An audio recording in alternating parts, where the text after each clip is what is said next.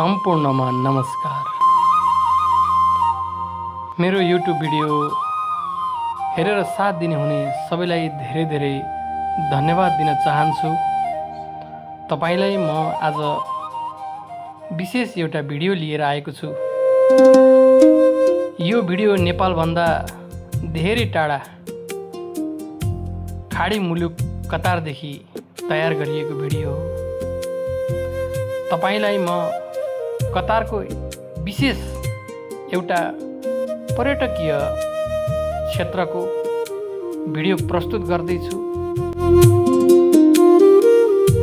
कति नेपालीहरूले त यो ठाउँमा पुगेर भिडियो बनाइसक्नु भएको छ, तर धेरै नेपालीहरूले यो ठाउँ देख्नु भएको छैन।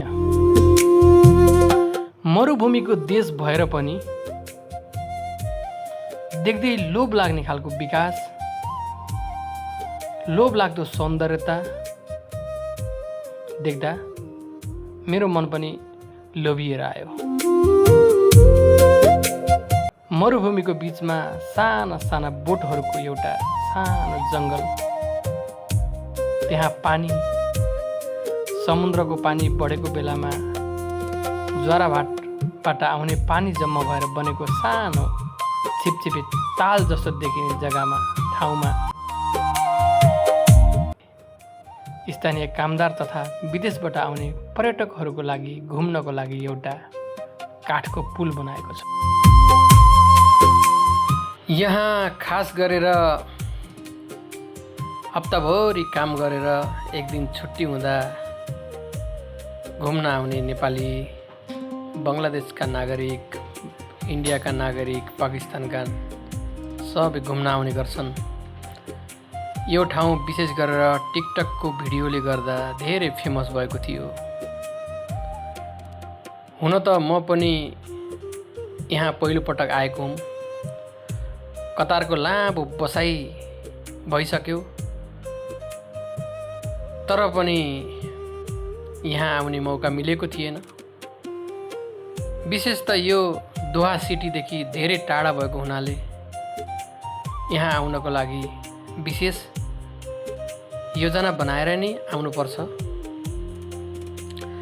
साँझको समयमा डुब्न लागेको घामको दृश्य निकै राम्रो देखिएको छ।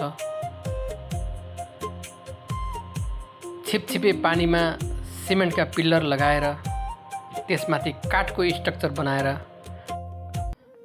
करिब 1 किलोमिटर लामो पुल तरिसकेपछि हामी यहाँ आइपुगिन्छ। यहाँ चारैतिर समथर जमिनमा केही सानो डाँडाहरू जस्तो ठाउँ छ, चट्टानहरू छ। यहाँ आएर टिकटकहरू बनाउने, भिडियोहरू बनाउने गर्नुहुन्छ।